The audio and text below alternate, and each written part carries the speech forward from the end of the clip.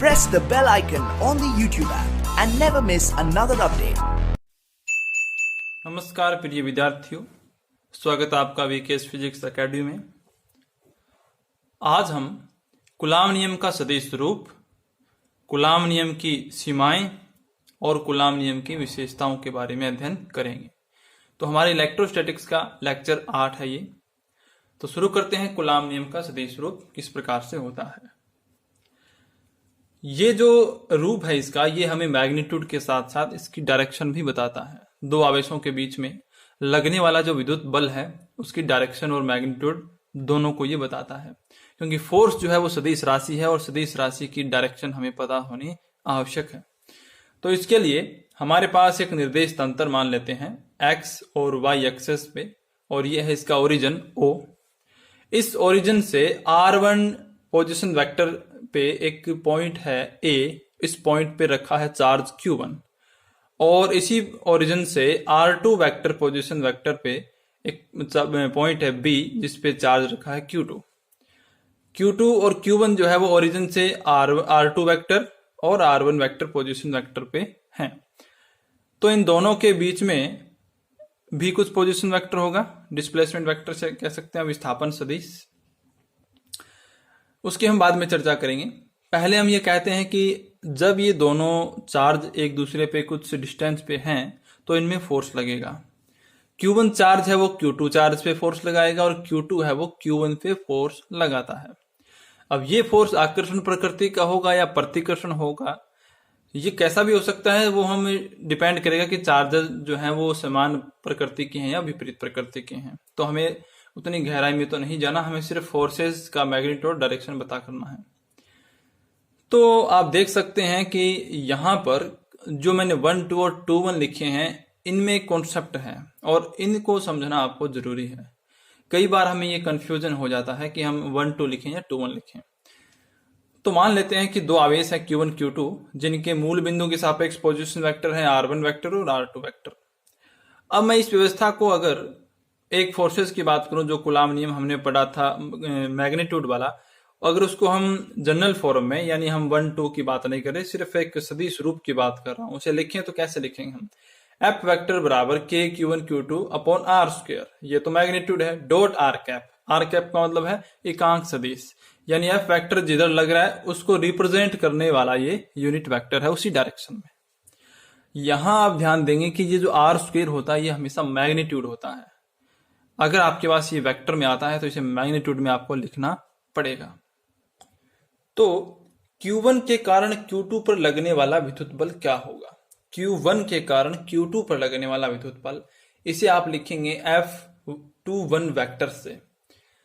जो बल लगाता है वो बाद में आता है, जिस पर बल लगता है वो पहले आता है। यानी कि Q1 बल लगा रहा है, Q2 पर लगा रहा है, तो 1, 2 आ जाएगा और ये हो जाएगा F वेक्टर 2, 1, यानी A के कारण 2 पे लगने वाला फोर्स। इसको इस प्रकार से लिखा जाएगा और उसी क्रम में उसका पोजीशन वेक्टर जो है आ जाएगा और एकांक सदिश भी आ जाएगा। Q1 से Q2 की तरफ एकांक सदिश क्या होगा फिर उसी टर्म में? R कैप 2, 1, 1 से 2 की ओर यूनिट वेक्टर है। और अगर आप पोजीशन वेक्टर बताना चाहते हैं तो 1 से 2 की ओर क्या होगा, वेक्टर यहाँ पे लगा देंगे। तो Q2 से Q1 की तरफ क्या होगा? F1, 2, यानी कि 2 के कारण 1 पे लगने वाला बल जो है वो क्या होगा? F12 vector. और उसी क्रम में इसका जो पोजीशन वेक्टर जो है वो क्या होगा? 2 से 1 की ओर पोजीशन वेक्टर R12 वेक्टर, और यूनिट वेक्टर जो है वो R कैप 1, 2 हो जाएगा। इन चीजों को आप ध्यान में रखें।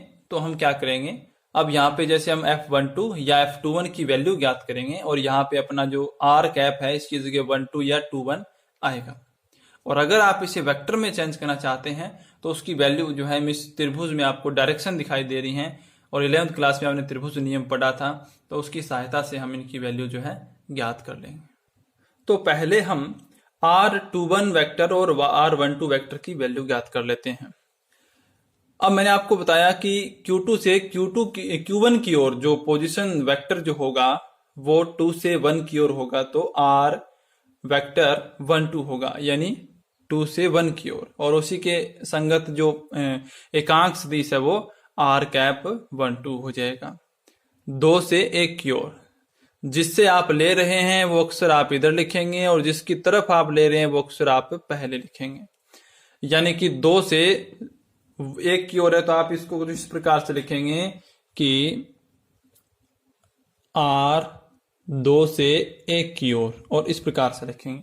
और अगर आपको लिखना हो 1 से 2 की ओर तो आप इस प्रकार से लिखेंगे 1 से 2 की ओर, इस प्रकार से। तो ये जो पोजीशन वेक्टर जो है आपके ये इस प्रकार से होंगे, यूनिट वेक्टर ने कहें तो। अब हमें त्रिभुज लेना है, त्रिभुज OAB, और इस त्रिभुज में आप देखेंगे कि ये डायरेक्शन और ये डायरेक्शन सेम है, और ये जो भुजा है इसकी OB, ये त्रिभुज को बंद करने वाले भुजा है। यानी कि OA और AB का जो टोटल है वो OB के बराबर होगा। तो त्रिभुज OAB में क्या होगा, R1 वेक्टर प्लस ये कौन सा है, अगर मैं पोजीशन वेक्टर के अंदर लिखूं तो ये R21 वेक्टर होगा। तो R21 वेक्टर बराबर R2 वेक्टर, और यहां से इसकी वैल्यू हम याद कर लेंगे, पक्षांतन कर देंगे तो R2 vector minus R1 vector आ जाएगा।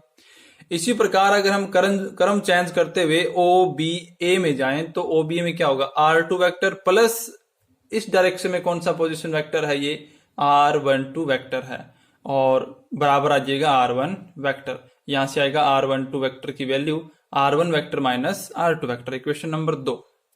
अब आपको अगर यहाँ कंफ्यूजन होता भी है थोड़ा तो इतना याद रखें कि जहां R12 आता है उसी क्रम में ये अंतर आएगा 1 2 में, और जहां 21 आता है उसी क्रम में अंतर आएगा R2 vector minus R1 vector. अब हम फोर्सेज ज्ञात करते हैं कि 1 के कारण 2 पे लगने वाला फोर्स कितना है और 2 के कारण 1 पे लगने वाला फोर्स कितना है।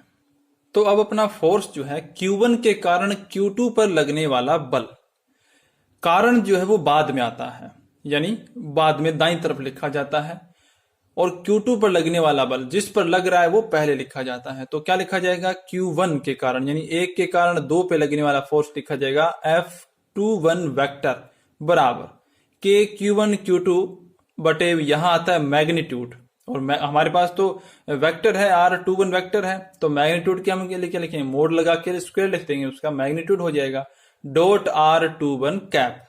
जिस डायरेक्शन में F21 वेक्टर फोर्स है उसी डायरेक्शन में उसको दिखाने वाला यूनिट वेक्टर हम लगाएंगे R21 कैप। तो ये वेक्टर फॉर्म हो गई।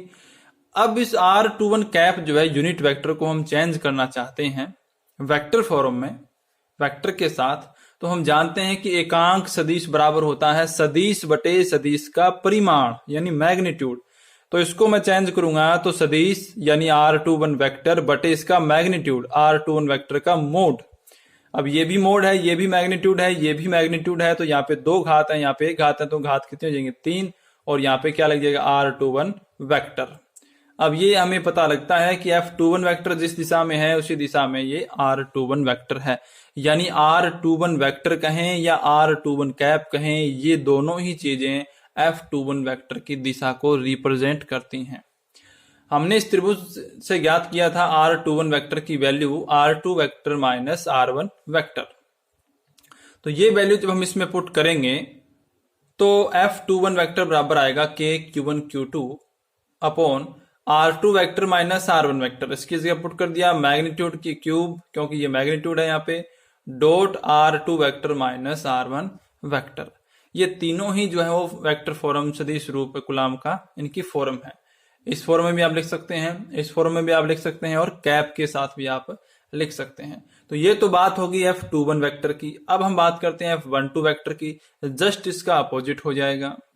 तो Q2 के कारण Q1 पे लगने वाला विद्युत बल क्या होगा, जो कारण है वो बाद में आएगा, तो Q2 यहां आएगा और जिस पर लग रहा है वो पहले आता है। तो ये फोर्स होगा F12 वेक्टर बराबर KQ1 Q2 upon R12 vector के मैग्नीट्यूड का स्क्वायर यानी मोड का स्क्वायर डॉट R12 कैप। और इसे ये एकांक सदिश है तो इसे वेक्टर फॉर्म में अगर हम चेंज करेंगे तो ये होगा R12 vector upon R12 vector का मोड। तो ये भी मोड है, मैग्नीट्यूड है, ये भी मैग्नीट्यूड है, तो ये पावर हो जाएंगे 3 और यहाँ पे आ जाएगा R12 वेक्टर। और इसकी वैल्यू भी हमने त्रिभुज से ज्ञात की थी, जो इससे हम ज्ञात कर सकते हैं R12 वेक्टर बराबर R1 vector minus R2 vector. तो अब हो जाएगा F12 वेक्टर बराबर K Q1 Q2 अपॉन, ये वैल्यू यहाँ पे पुट करेंगे तो R1 vector minus R2 vector की cube dot R1 vector minus R2 vector. तो हमने F21 और F12 की वैल्यू ज्ञात कर ली हैं। अब देखते हैं कि उनमें क्या डिफरेंस है। तो हमारा F21 वेक्टर की जो वैल्यू आई वो K Q1 Q2 upon R21 vector का मैग्नीट्यूड का स्क्वायर डॉट R21 कैप, और 12 की वैल्यू आई K Q1 Q2 upon R12 vector का मैग्नीट्यूड का स्क्वायर डॉट R12 कैप। अब जब आप देखेंगे कि ये जो पोजीशन वेक्टर हैं, चाहे वो R12 वेक्टर हो या R21 वेक्टर हो, ये तो Q1 से लेके Q2 तक के बीच का ही है, यानी इसका मैग्नीट्यूड जो है वो तो बराबर है, दूरी में तो ये बराबर है, लेकिन डायरेक्शन में एक दूसरे के अपोजिट है, यानी R12 कैप बराबर माइनस R21 कैप, क्योंकि दिशा इनकी विपरीत है। तो अगर मैं यहाँ पर R12 की जगह यहाँ पुट कर दूं R21 कैप, तो ये इनमें तो डिफरेंस नहीं होगा, क्योंकि ये तो मैग्नीट्यूड है और मैग्नीट्यूड तो बराबर है दोनों के लिए, लेकिन दिशा अपोजिट है तो मैग्नीट्यूड तो बराबर रहेगा दोनों फोर्सेस का।